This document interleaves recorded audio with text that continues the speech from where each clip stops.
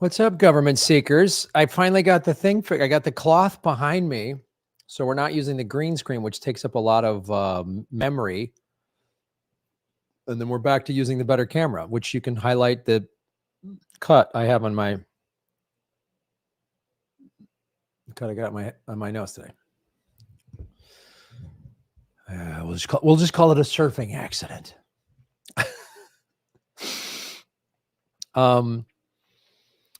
But all right, but everybody like, share, subscribe. Good to see everybody in the chat. Holly Horn is our moderator. I don't know the Blaze Silver Wolf was here today. I think he's at a work thing. Hello, everybody. We are watching this on my YouTube and Lee Camp's YouTube. So if you're watching, make sure you subscribe to the other guy's YouTube.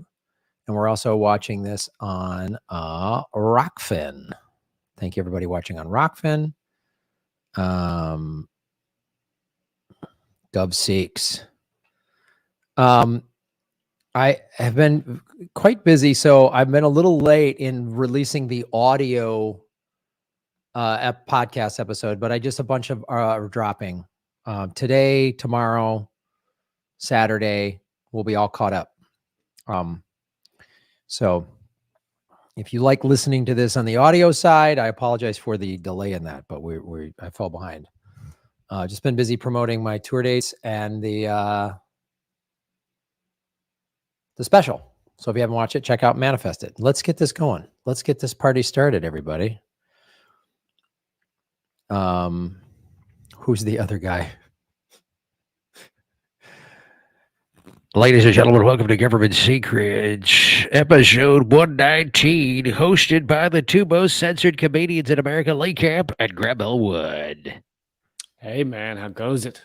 Good, buddy. How you doing? I'm going to tell myself that you got that wound on your face because you got a Brazilian and they went for the wrong end. That's what I'm believing. That's what I'm choosing to believe.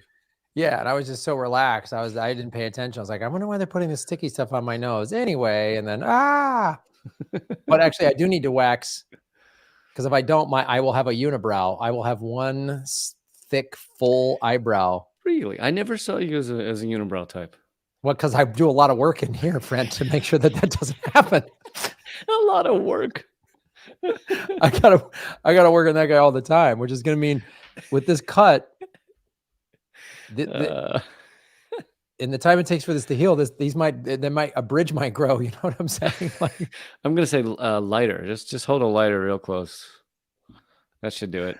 That seems like a great tactic. I think that's effective. That'll definitely work. I'm going to play with the framing on this. I feel like I'm a little too tight, but I just got this. But I can tell you finally got you finally have the ring light on your eyeballs. So that's yeah. You can see the ring light on my eyeballs. What's up, dude? You're not legit unless you have a ring light on your eyeballs. You got a ring light on your eyeballs. Yeah. And a Brazilian wax on your nose. Those are the two things that make you, pound for pound, the best. So I think it sounds like today we've got two really fun, uplifting. Always uplifting. Always up. This show, if it's nothing, it's uplifting. That's what this show is.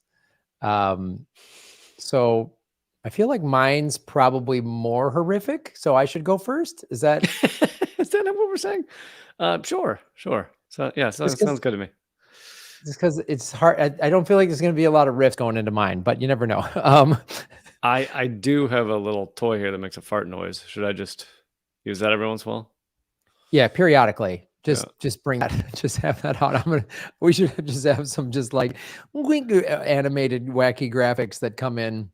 If you could do it with the filter that puts the cat nose on you, that might help. That might help a lot. Little cat ears.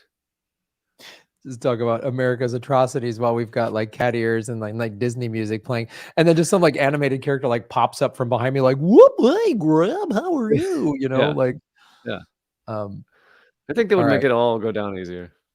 Well, that's really what the point of this podcast is to make it go down easier for folks on how truly horrible.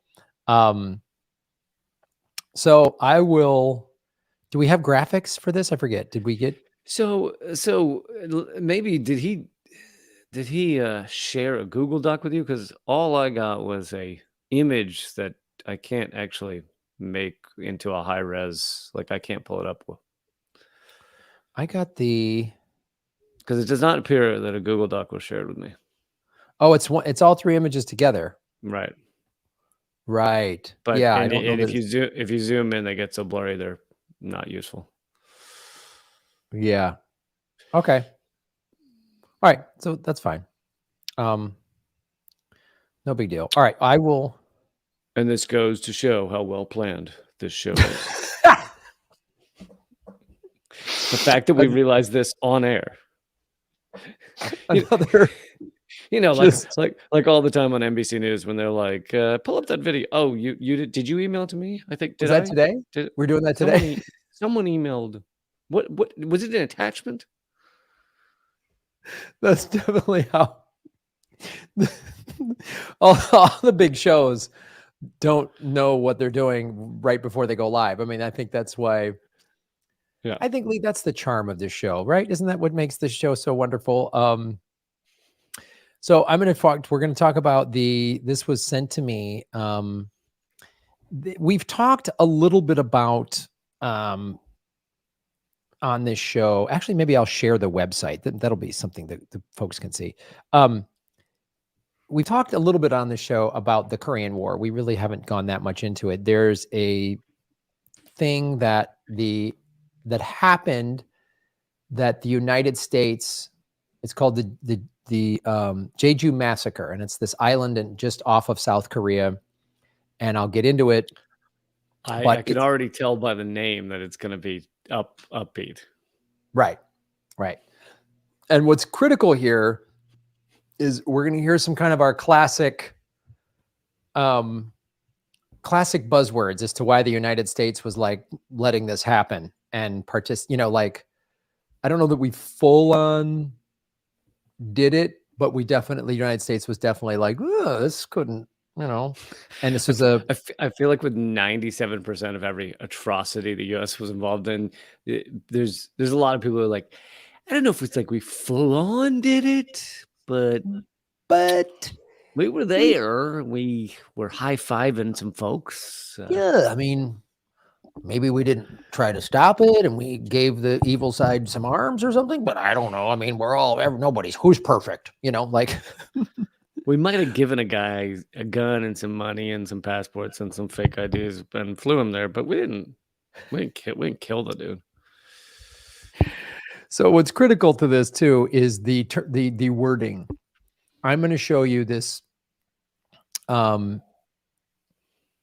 this article that's really trying to bring up a lot of the awful stuff that happened. This happened right before the Korean War started. So it was kind of a precursor to the Korean War, right? So just a quick history lesson, very brief. After World War II, the Japanese controlled Korea during World War II. So after World War II,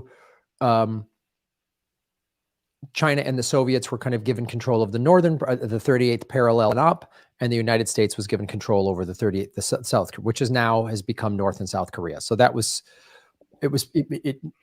it sprung out of World War II in terms just the way we sort of divided up Germany, we divided up Berlin. So in Europe, we didn't want Germany to get back to power, and in Asia, we didn't want the Japanese to get back to power. And so I will put up this article. So this is what it was called: Early Cold War Genocide, the Jeju 4.3 Massacre, and U.S. Responsibility. The Jeju 4.3 incident occurred. It's one of the reasons. It's just happened April 3rd.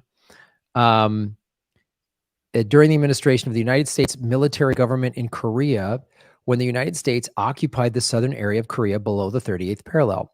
To put matters simply, the incident grew out of a shooting by Korean police of villagers who were participating in a March 1st, 1947 rally commemorating March 1st, 1919 nationwide. 6 people were killed. In response, on April 3rd, 1948, the Jeju branch of the South Korean Labor Party, Is that any buzzers going off for you, Lee? The Labor Party, yeah. So this You know, was we always love that. this was a labor march. This was we can't let the communists get together. So that's what started. That'll tip you off here.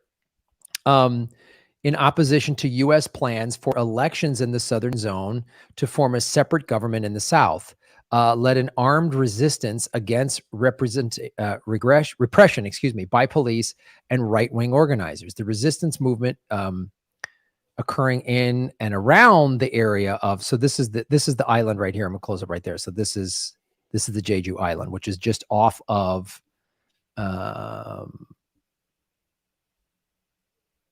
so if you see this map here, see this red dot right there?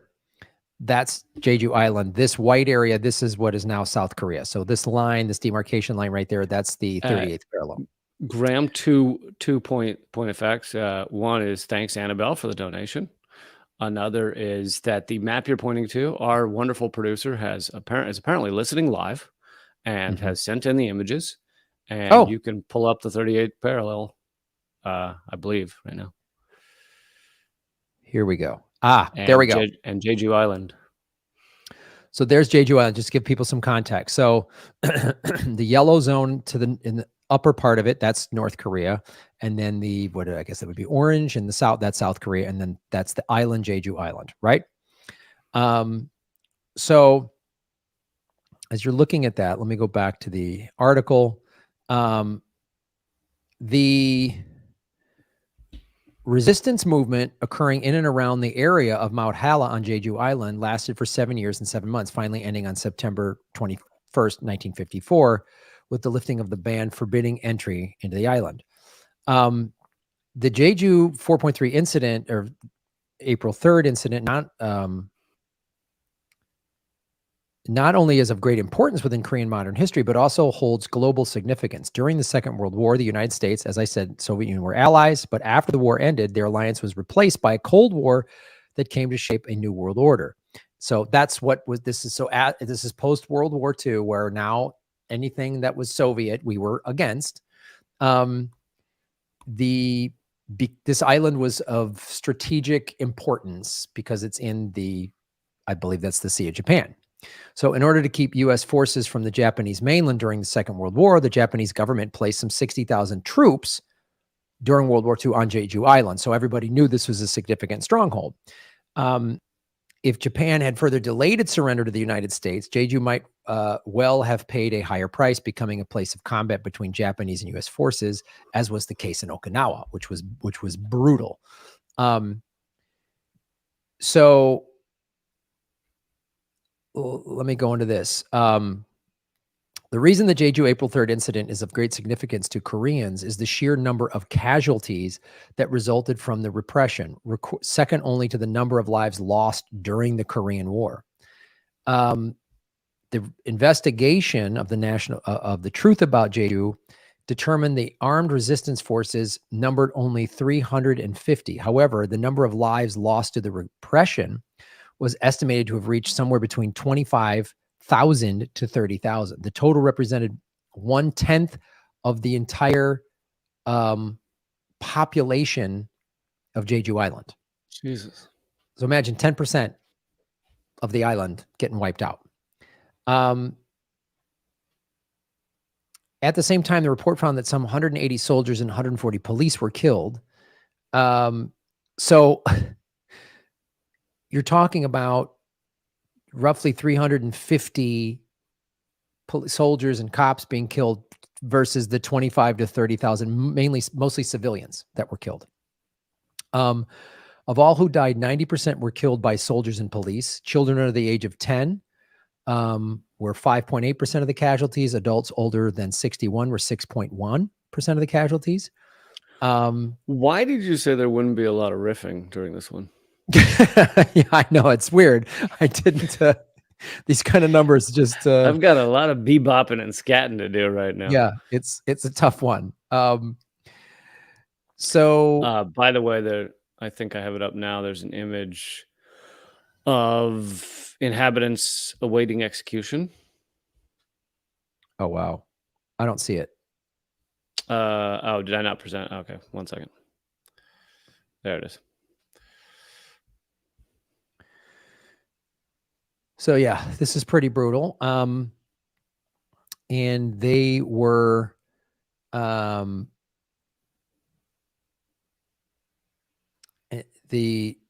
Korean Army and police force showed extreme brutality and cruelty beyond human imagination during their, quote, scorched earth strategy towards the Jeju population, which started in the middle of November 48 and lasted approximately 4 months. The great majority of deaths occurred during this annihilation operation. Soldiers laid siege to all mountain villages, set fire to every house, and slaughtered everyone in sight, regardless of age or gender. So, the Convention on the Prevention and Punishment of Crime of Genocide, adopted by the United Nations in 1948, this was in violation of that, obviously. However, on Jeju Island, the basic principle of this law, as set forth by civilized society, was totally ignored. And since South Korea was in the control of the United States, who was in a position to stop this and did nothing? Take a guess. Yeah, it seems like if the U.S. didn't want this to happen, it wouldn't have happened. Right. The U.S. would have said, nope. The U.S. would have come in and just said, absolutely not. This is not happening. But they allowed it to happen.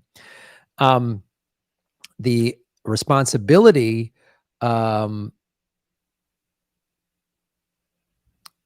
the illegal slaughter of unarmed citizens and the indiscriminate murder of children and the elderly was an egregious human rights violation. The responsibility for such heinous action lies with President Ri Syngman and the USA MGIK, which was the military force that was in charge of that whole region. President Ri was the top-ranking official of the South Korean Armed Forces and clearly bore responsibility for what happened. While some might question the culpability of the United States, I want to show why it is also responsible for the massacre of civilians. First of all, so the shooting incident on March 1st by the police, the indiscriminate arrests and torture that happened afterwards, and the April 3 armed uprising against police suppression. So just to be clear in the timeline here, there was a March 1st, 1919 was a significant significant date for Koreans. So they had a rally in support of that in March 1st of 47, and the police came in and did what cops do and were too overly aggressive, and a couple people died. So they were unhappy about this. So a little over a year later, they were having a protest in honor, kind of in honor, as I understand it, of what happened a year prior in 47, on April 3rd of 48. A lot of this April 3rd, 1948 was being organized by socialist and communist groups that were trying to, they didn't want the United States to come in and tell them how to run their elections, is what they were trying to do. So the April 3rd armed uprising against police suppression all happened during the period in which the USA administered the southern region of the Korean Peninsula, including Jeju Island. In addition, the U.S. officers directed the suppression plans in concert with the on-site Korean regimental commander in Jeju to ensure that the independent elections in the South scheduled for May 10 would be carried out successfully. So again, America putting in, you could, I don't know, maybe full-on puppet governments, or at the very least, like this Korean government. Friendly governments. Yeah. Very, very friendly. Yeah. Because they couldn't afford Koreans to go, you know what? We don't want America here. We don't want China here. We don't want Russia here. This is our country. We get to deal with it, and we will handle, we don't need any help. This explains the American motto during those years was, we put the tears back in puppeteers. Yeah. I think that was. That's exactly. Yeah. I think that was on MacArthur's slogan, right? Wasn't it his thing?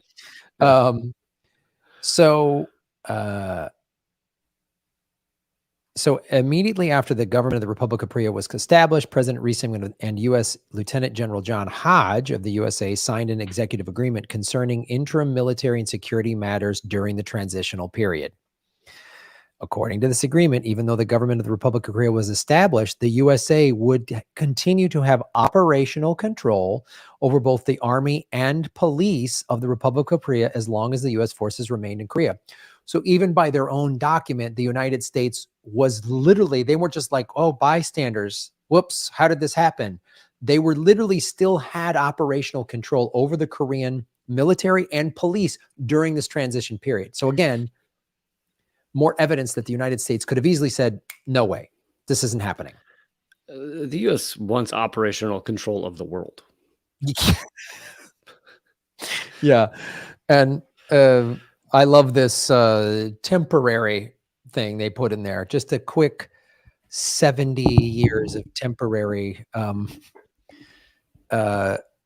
So, and this is, as this writer puts in there, this agreement was not a mere formality.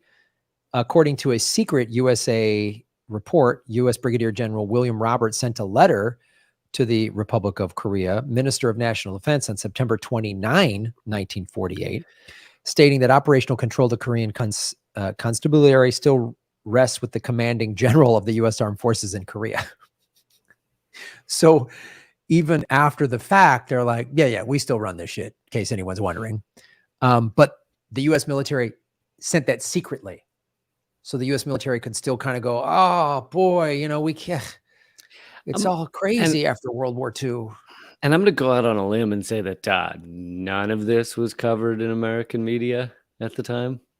How did you know that? You don't remember that episode of MASH where they talked about this? Hey, MASH was years later. That would have been quite an achievement if they even just covered it in MASH. Right. No, but there was no movie tone news playing before, Westerns in the theaters going, the United States military single-handedly allowed the Republic of Korea to butcher its own citizens. Like they didn't do that. And then here comes a Western. They didn't. Now enjoy Marilyn Monroe. And some like it hot. Yeah, just they cut to some John Wayne takes over Japan once again.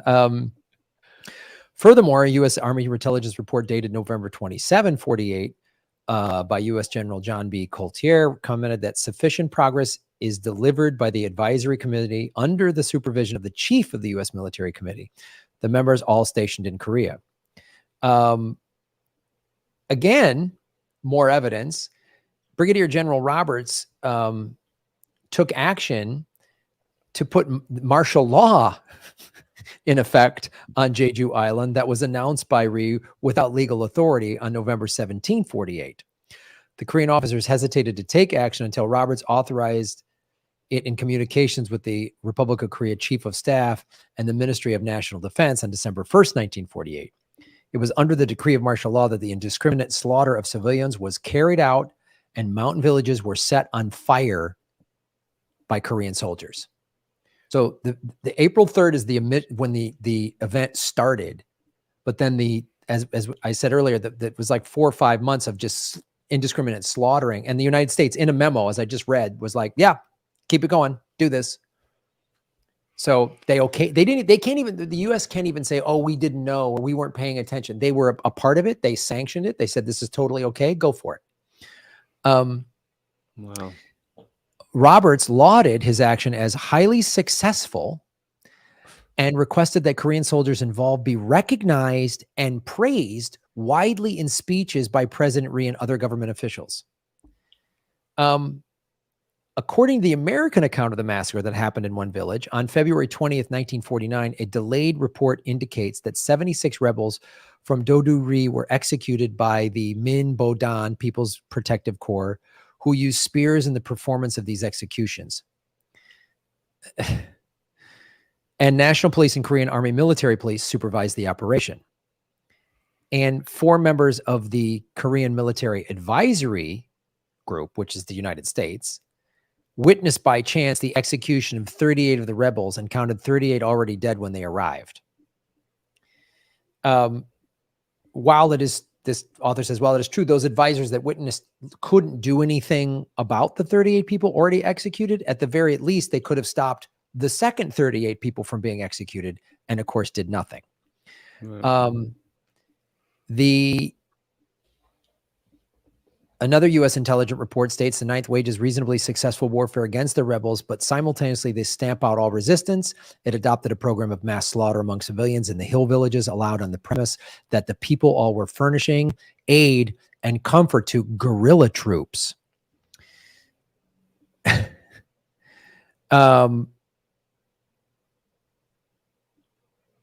It is also important to consider the timing of the Scorched campaign. For example, why did the U.S. Army urge the Republican Korean Army to carry out the Scorched strategy starting in November 48 and for approximately 4 months? In order to get to the bottom of that matter, it is necessary to examine both the political situation on the Korean Peninsula and, as interesting, the Cold War between the United States and the Soviet Union. So once again, America was just allowing atrocities to happen to fuel some greater chess match with the Soviet Union. Like, we're okay with this. And this fits perfectly with what we did in Korea. You and I have covered. Well, I don't know if maybe we just covered the extensive bombing in Vietnam. I don't know how much we got to Korea, but in Korea we killed a third of their population of North Korea. Like a third. Imagine in a war, a third of the population being dead. So much so that one of our top generals, I remember he was quoted as saying, like, there's nothing left to strike. Like, we don't know what to drop bombs on because everything's gone, but we're still dropping bombs. And so it was just pure obliteration in North Korea. Not only, I mean, it's called the Forgotten War for numerous reasons. Which war was that? The Korean War. That was a joke.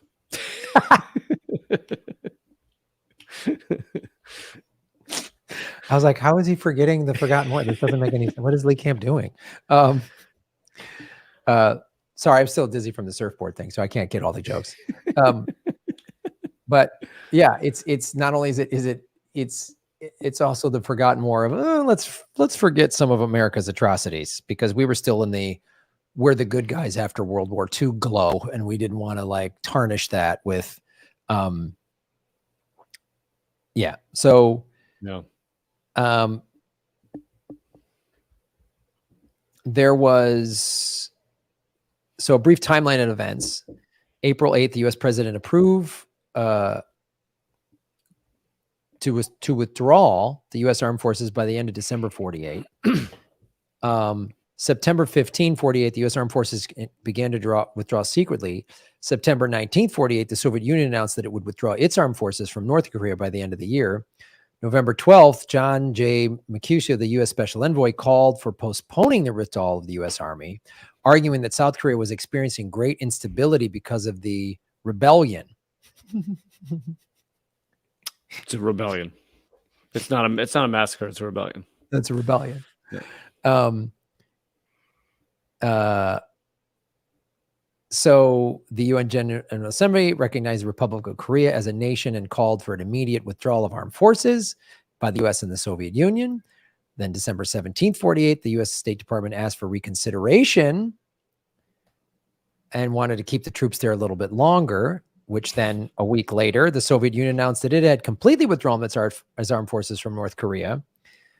March 23rd, 1949, U.S. President approved NSC 8.2, which called for postponing the withdrawal. So again, Soviet Union pulls out per the terms of the UN that America is supposed to agree to as well. We don't pull out our troops. We have a long, proud history of just not doing the thing Right. we signed off on. Right. And then saying, oh, the crazy Soviets are stirring up trouble in Korea. Really?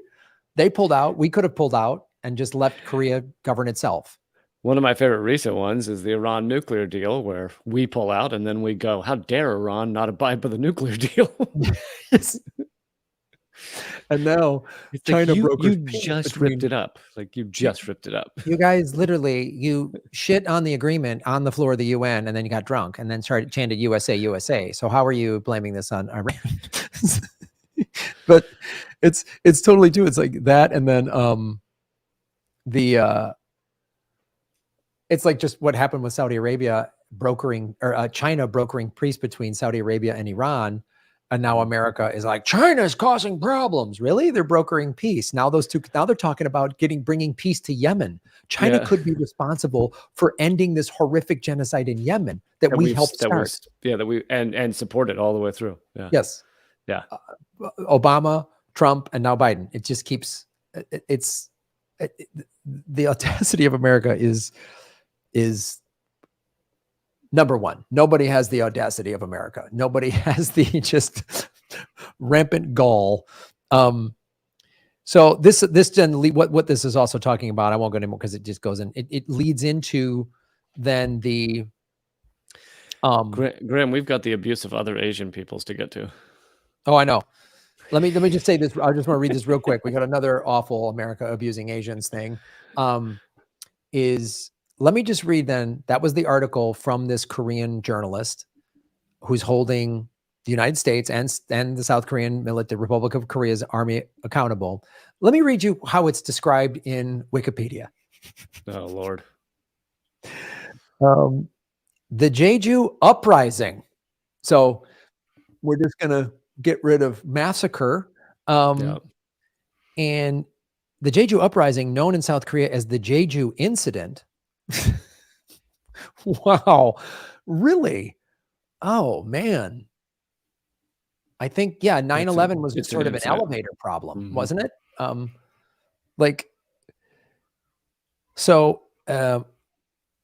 This is, again, goes into this. So this is this will give you this is where Wikipedia kind of always reveals itself. We talk about Wikipedia a lot on the show. We always reference Wikipedia, not because we think they're great, but to show you how they sort of weigh in. So here's what led up to it. Another thing that led up to it, that the other author, I don't think deliberately didn't go into this, but Wikipedia did. A general strike was later organized by the Workers' Party of South Korea from February to March of 1948.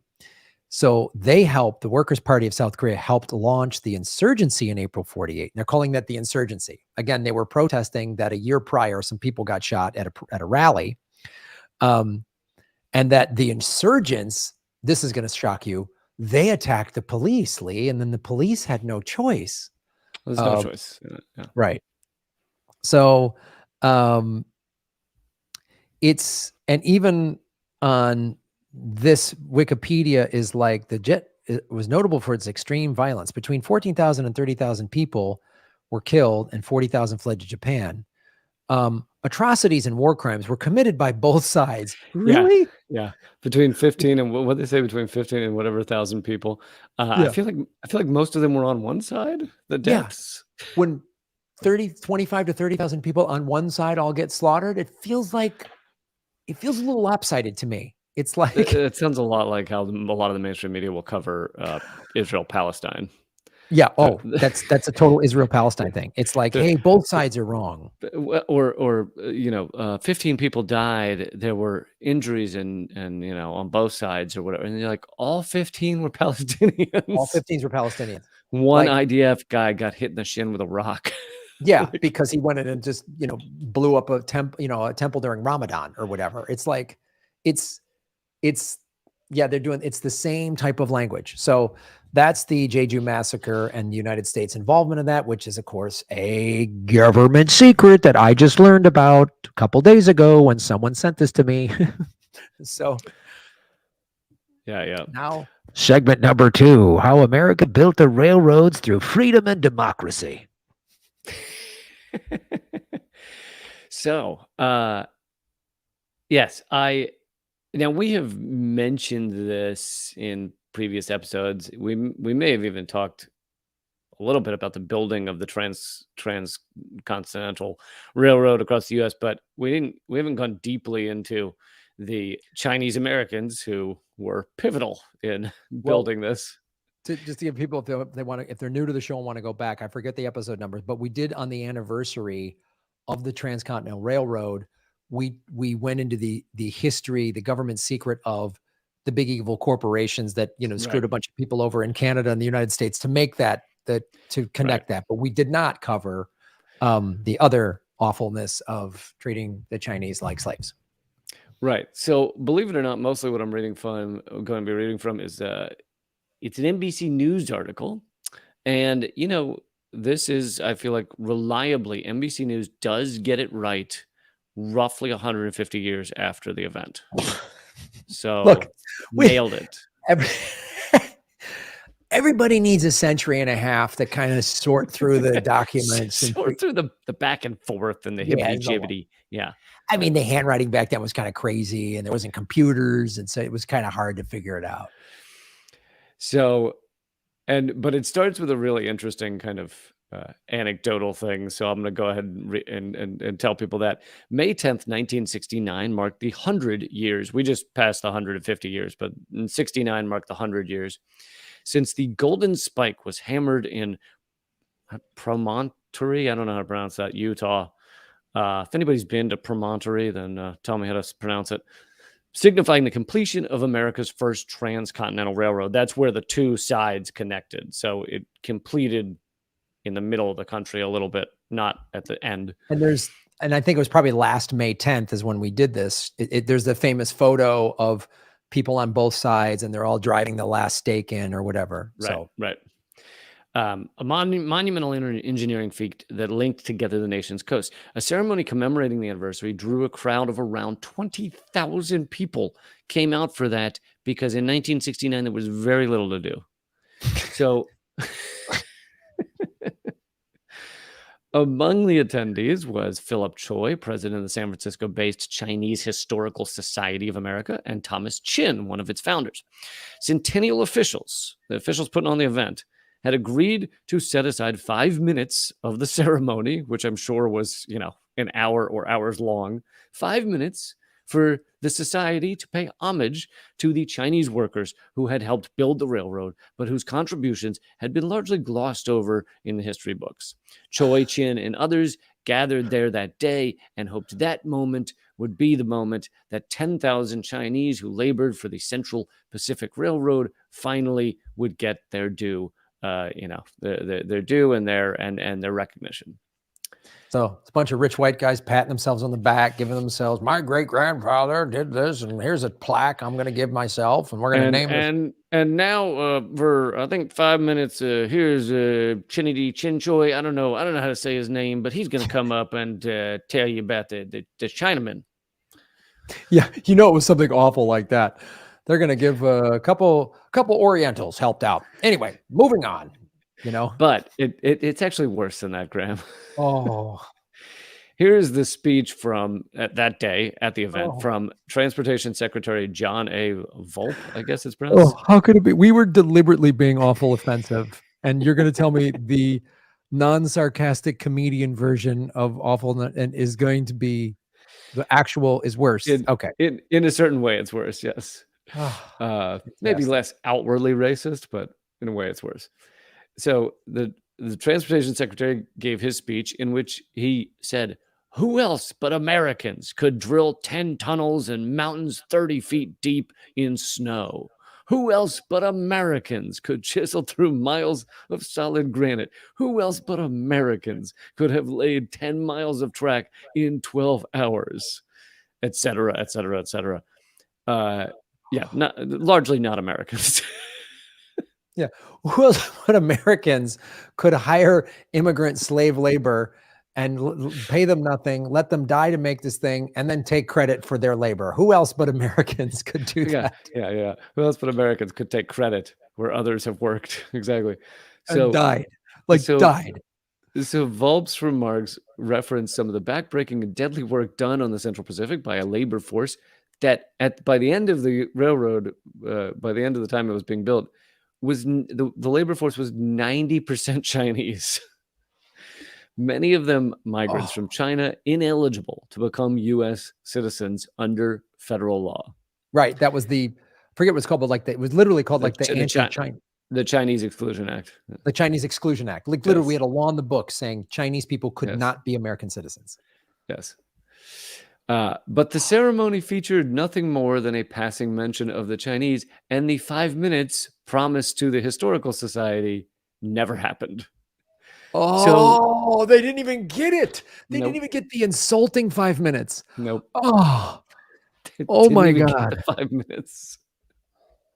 Oh, I want to know Oh what my- that explanation was like backstage. So the baton twirler went a little long. We're gonna have to cut you. We don't. Yeah. the trophy that the one white guy was giving to the other white guy, it was heavy. It took a lot of time and space to get it on stage. It actually took 7 Chinamen to lift it up there. So So we don't have time. It'd be too much to move it back off the stage. So we're just gonna leave it on stage, and then everyone's gonna take photos in front of it. So there's no time for you guys to do your whatever speech about blah but blah. we are going to do this after we've finished and shut off the mic and taken down the stage. You're welcome to say whatever you'd like. When everybody's gone, you When guys everybody's can. gone, You have you the can floor is yours. I mean, just- literally. The field is yours. Oh my God. The stage is yours. I mean, there won't be a stage anymore, but the field is yours. Sure. The open area by this railroad track, which you're going to need to clear out because the train's coming by soon. But anyway, you guys can do whatever you want. And thank you for your free service. It's just like, thank you Thank you for service. oh, So actually, if I can show this photo, I don't have it in a large version, but so this is maybe this might be the photo we showed last time, but this is Right. them at the key moment where the two train tracks united. And initially it was thought that there are no Chinese people in this entire photograph, but now some researchers have said they've been able to discover 2 Chinese people just hidden in the back. So hidden in the back. 90% of the labor to build the railroads was Chinese towards the end. Tens of thousands did this. Who knows how many died? And we're going to put 2 in the photo. Yeah. And 100 years later, you don't even get your 5 minutes. You don't get your 5 minutes. And we're going to get to how many died. You're right that they don't know. They just have like no records of anything like that, because back then you could, in building a transcontinental railroad, you could kill people and not even write it down. Yep. So, Didn't matter. The Central Pacific broke ground on the first transcontinental railroad in 1863 and built east from Sacramento. The Union Pacific pushed west from Council Bluffs, Iowa, where they started because other rail lines got them that far. The first transcontinental railroad became a boon to the economy for a nation recovering from civil war, shaving significant travel time across the continent from several months to about a week. It also generated tremendous wealth for railroad tycoons, such as Leland Stanford. I feel like we should do an episode on him, a former California governor who ran under an anti-Chinese immigrant platform. Stanford also served as president of the Central Pacific Railroad and later established the university that bears his name. Oh, that's a whole other government. Do they admit Asians to Stanford? Or? Yeah, I think they do now. To grow its workforce, the Central Pacific took out an advertisement in 1865 seeking 5,000 railroad laborers, but only a few hundred whites responded. Isn't that rough when you put out an ad and not enough whites show up? Oh, man. Now we're going to have to take these people that we've legally said can't be citizens, and we're literally legally now they can do anything. That's probably, I'm sure that had to do something with the Chinese Exclusion Act. Was, some of these Stanford, railroad baron guys said, make it so they're not citizens. Then if they die and we pay them nothing, who cares? I'm sure that was part of that law. It wasn't just good old racism, but also greed and capitalism. Which racism always weaves really quite well into greed and capitalism. Just it's hand in glove. This might be the first time we've mentioned greed and capitalism on this show, I think. I feel like we haven't talked about it enough. I don't know. It's not like it's come up every episode since episode 1, because we can tie greed, capitalism into every one of these government. Every single one of them at its core has some we'll get money from this. We'll do this awful thing and it'll give us power over the Soviets so that we can sell more Levi's or whatever. But you have to admit, we have some killer Levi's. Our jeans are sweet, dude. Our jeans are sweet. Sweet. I mean, nothing shows off my ass better than a pair of Levi's. You know what I mean? You can pull up the other photo I just put up there. Oh, I thought you had a photo of me in tight jeans. I'm sorry. Let me get this. No, that's in my wallet, Graham.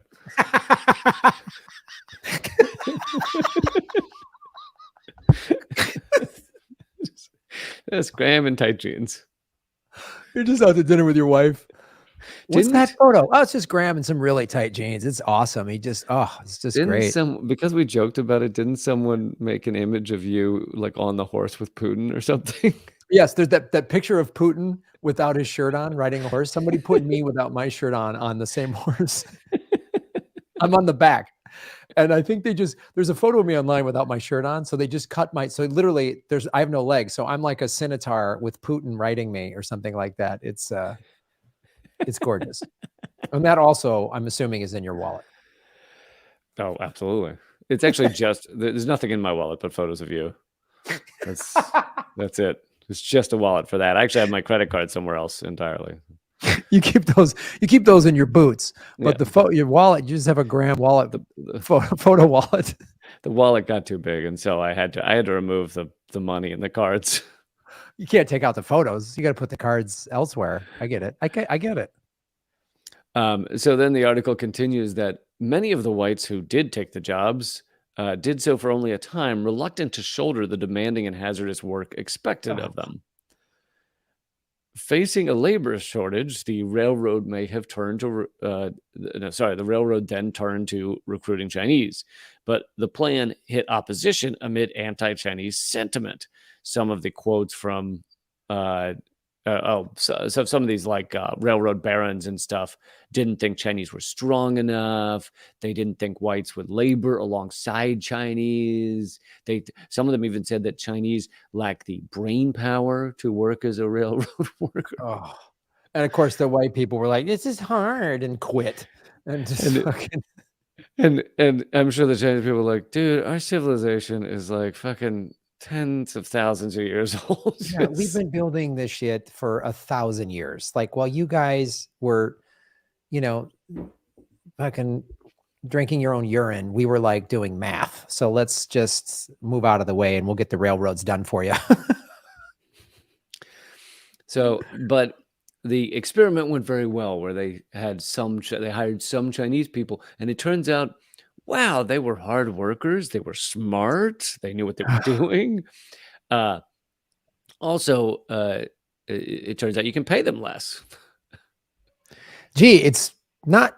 I don't know. Is this still happening today, where they're just outworking the world? And I thought most immigrants, especially undocumented in this country, get paid really like 80, 100,000 a year, right? Yeah, undocumented always at least minimum 80 grand minimum, health benefits. Their kids get to go to college for free, totally. But even like, while America's sitting there just trying to sanction and send war all over the world, China, since it's become in 30 years, right, when China has decided to like embrace more free market capitalism, right? China is just literally kicking our ass in their production, their work ethic. Like, it's just, and this has been going on for centuries, where they're just, there's a documentary on Netflix where this Chinese company opens up a factory in like Arkansas or something like that, where in the south or middle of the country. Mm-hmm. And they're trying to give Americans jobs. And it's a pretty cool documentary. It's showing like the two cultures, how they're kind of not, but part of it is the Chinese people are like, "Oh, these Americans don't work hard. They just like, they don't work. You guys don't work hard enough. You're lazy. You don't do it." Like, it's literally, there's like, "You don't work hard enough." And the Americans are like, "Argh." And they're like, and most Chinese people are pretty blunt, and they're like, this one guy was like, he was a heavy set guy. And the boss or the manager in the documentary is like, "You're too fat. Your hands are too fat to work the machine. Like, you got to lose weight. You're too fat." Like, it was just like, well, I will say that I don't think anyone should have to work hard nowadays. But no, we if we use technology appropriately and the gains were given to the people rather than to the top, you could have, you could work 2 days a week and make the same living or something. But of course, we could live in a utopia. We could live in a utopia where just people have time to take their kids and go to school and learn everyone's taking an art class and no one's fighting in the streets and everyone's just getting along and it's fantastic. People following their passion rather than convincing themselves their passion is folding shirts at Banana Republic. Right.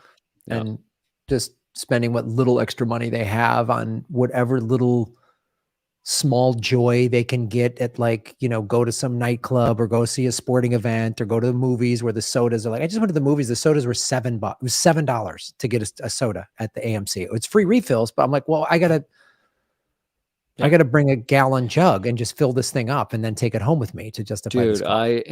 This may be how out of it I am. You know, I don't go to a lot of concerts these days. I don't have enough time, but I went to a concert at Barclays Center just like a year ago or something, and I even prepared myself. I was buying 2 beers, one for me, one for my friend. I even prepared myself for like, oh, it's gonna be like, you know, $28 or something for 2 beers. It was, I think, around 45 For 2 beers? Yeah. Dude, I know. I just went to a Clippers game and I went and I think I got like a veggie burger, fries, and a water, and it was $28 or $30. And I was And they were like, the water's 23 of it.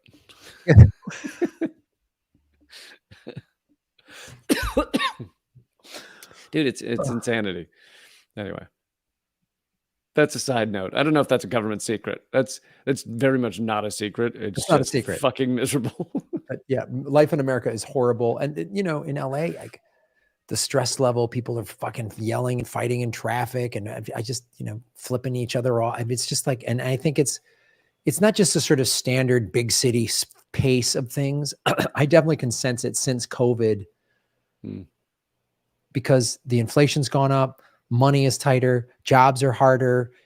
The gas price isn't at $6 like it was a year or so ago, but it's still $4.50, $4.60 a gallon in California. I mean, the inflation is through the roof. Every restaurant I've been to is more expensive. Like just getting restaurants are getting crazy. Yeah. It's we talked about it. There's a burrito joint, baby. It's $11 for a vegetarian burrito, $11 for a burrito. Like but they punch you in the balls for free though. Ball punches there's a tax on it now. It's $1 a ball. So it's $2 balls. All right. I'm sorry. I don't even know what we were talking about. I don't know what we're talking about either, but I better get moving. It's going to be a 2-hour episode. The success of the experiment led Central Pacific to hire additional Chinese workers, but the Chinese labor pool in California soon ran out. So the company arranged with labor contractors to bring workers directly from China, mostly from Guangdong province in the south. By the end of 1865, boatloads of Chinese were arriving in San Francisco. Less than 2 years later, almost 90% of the Central Pacific workforce was Chinese. The rest were of European American descent, mostly Irish. At its highest point, between 10,000 and 15,000 Chinese were working on the Central Pacific, with perhaps as many as 20,000 in total over time. The Union Pacific, by contrast, did not have Chinese laborers. They used mainly Irish. Irish and Italian, which back then was equally hated, I guess. Yeah, they were equally. Those two groups were hated. Those two groups were not treated well, but those two groups could become citizens. There wasn't a law. I mean, the Irish in certain cities on the East Coast, there were signs that said Irish need not apply, and they got shunned more than other groups from Europe because England controlled Ireland for 700 years and treated them like rats. But they still ultimately were able to get a little taste of the American dream because they could become citizens. There wasn't a federal law saying the Irish Exclusion Act. Like right. So the Chinese were said to take the most dangerous jobs, the most exhausting assignments, and for less pay and worse treatment than the Euro-American counterparts, often toiling in extreme weather. They cleared obstructions, moved earth, bored tunnels, built retaining walls. They became experts in, so many areas. Sometimes they were lowered off cliffs. This is how insane building those railroads was. I mean, if you ever travel west from the middle of the country to California, and the number of mountains you have to go over. And imagine in 1860s how exactly you would build a railroad through that. Sometimes they were lowered off cliffs to plant explosive charges when blasting was necessary, knowing, and this is lowered off cliffs, not, they didn't have carabiners yet. It was just a rope tied around your waist. Oh, let's hope that rock doesn't give out. And so they would, and then once they lit the fuse, which the fuse, I think they were like 30 seconds long or something. Once they lit the fuse, the difference between life and death hinged on how fast they were pulled back up by the rest of the team. Jesus.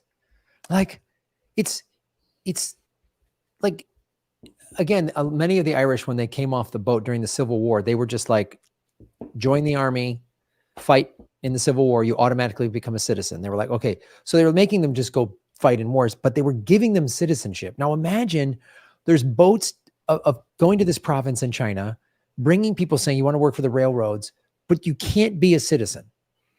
So yeah, you can work. We're going to hang you off of cliffs. But although I imagine many of them may have been told they would become a citizen. Yeah, maybe they were lied to, and then later found out. Yeah. But there were also occasions where avalanches buried workers in the snow, and they weren't found until the snow melted the following spring. Since records of workers' death weren't kept, Stanford scholars don't know precisely how many Chinese died building the railroad. The estimate is in the hundreds, possibly more like 1,000. However, the Chinese were harder workers in many ways, and also rather smart. And one thing that made them better workers is that they often drank boiled tea or boiled water rather than drinking straight out of streams and things. And so this meant that while everyone else was getting like dysentery and stuff, they were okay. So the big problem was all the whites had the shits. They're just drinking hillbilly water while the Chinese are like, if you boil it, you can actually, it's not, won't kill you. Because again, they've had a 3,000-year-old society or whatever, so they've learned this. Right. They even staged a strike in 1867, demanding pay equal to whites, shorter workdays, and better working conditions, an action that helped counter the image that Chinese were docile and wouldn't fight for their rights. Unfortunately, though, they actually lost the strike because the railroad cut off like their food supplies until they went back to work or something. So, but it was bold of them to strike in the first place. From tunneling through solid granite to laying down 10 miles of track in a day, the Chinese workers proved their mettle time and again. And even Leland Stanford the Fifth, or whatever, whose anti-Chinese views were central to his gubernatorial campaign, changed his tune and became friends with Chinese people. He became one of the wealthiest men in the world because of their labor. But there's also a lot of evidence to show that the Stanfords had affection for some Chinese. After it's I don't know. I feel like you'd have to read deeply into what Stanford actually believed, because he also liked some Chinese. It's kind of like the "I have a black friend" excuse. Yeah, it's like, hey, Thomas Jefferson had sex with some of the hot slaves, so he wasn't a monster, because he viewed the slaves as hot. Yeah. He liked the slaves so much, he made love to some of them. Yeah. So he was an evil. After that railroad, Chinese laborers fanned out across the U.S. and worked on 71 other rail lines. So it wasn't just the transcontinental. There was rising anti-Chinese sentiment, though, and violence. Does that sound familiar? And whites blamed the Chinese for squeezing them out of jobs. Does that sound familiar? Owing to white hostility, tens of thousands of Chinese were forced to leave the U.S. by 1882. That same year, Congress responded by passing the Chinese Exclusion Act, the only major federal law to explicitly suspend immigration for a specific nationality. So let's see if I got this right. They bring the Chinese here. Well, first of all, the white people were offered the jobs. Most of them didn't want to do it because it was too hard. The Chinese outworked them. They get paid less money. More of them die as a result. And then this makes white people angry that the Chinese people are stealing their jobs because they work harder and they boil their water because they don't drink toilet water like idiots. What the white people were upset that the Chinese didn't have to shit as much. So these constipated fat white people, they couldn't work hard, were mad. No, the dysentery white people. You have it backwards. Oh, the overly skinny dysentery white people couldn't work hard because they were lazy and they'd been shitting too much because they kept eating dirty water like dogs. And they were mad that these people, I mean, this is like unbelievable, man. Like they beat you. You brought them here to treated them like slaves and they out hustled you and now you're mad. Like, yeah, I mean, it sounds like us, doesn't it? Pretty much. So that's what I got. I mean, now they're trying to remedy the fact that the Chinese have been left out of all the history books. In 2014, the U.S. Department of Labor inducted Chinese railroad workers into the Hall of Honor, which I love. I mean, what's that? I love the idea of a Hall of Honor for like laboring in American capitalism. Like you beat yourself to death in this system, you win. But of course, these people are it's economic force to do these things. Right. We're gonna put all your names on a plaque because a handful of rich guys became billionaires thanks to you. So here's what you get. You get your name carved over on a door somewhere. Wow. Thanks, capitalism. I appreciate it. Well, it's another fantastic government secret. Oh, this was more upbeat than usual. It was very more upbeat. I mean, it's again, if you have anybody watching or listening to this, first of all, like it, share it, go to our Patreon. We're going to go there in a couple minutes, patreon.com/government secrets, where we'll do a This Week in Government Secrets. And if you're not watching this live, you can join Patreon and there's like 29 of them, I believe, bonus government secrets that you get on the Patreon level. So you can just get that and watch it whenever you want. And, and if you have any friends or family that still think America's awesome, just have them start watching or listening to this show. Do you want to tease anything we're covering on Patreon? We're going to talk, well, we do This Week in Government Secrets. So let me I'll just give you a little smidgen. It's always kind of, I could have actually used the whole Korean War segment, but it's going to be something fun. It's going to be okay. I don't want to tease it too much, Lee, because I like people wondering what great thing did America do this week of April, whatever, fill in the date. Fair enough. All right, folks, we will see you over there. All my stuff's at leecamp.net. I have regular live streams, other videos, interviews, leecamp.net. Yes, and go my special Manifest It and my tour dates are all at grahamelwood.com. I'm in Maui April 27th, Kona on the Big Island April 28th, and the Honolulu April 29th. And I'm in Phoenix, Arizona, May 11th, and Tucson, Arizona, May 12th. Please get tickets. Go to grahamelwood.com. Also, we're doing the Anything Can Happen live game show. It's a live streaming event in front of a studio audience. You can get that at grahamelwood.com as well, and that is April 22nd at 7:30 Pacific time. So you can watch it anywhere in the world. Thanks for listening and watching to Government Secrets, episode 119, How America Was Great to Koreans and the Chinese. See you in a minute. All right, buddy. Take care. Thanks, everybody. We'll see you over at Patreon. Go join us at Patreon right now. Thank you.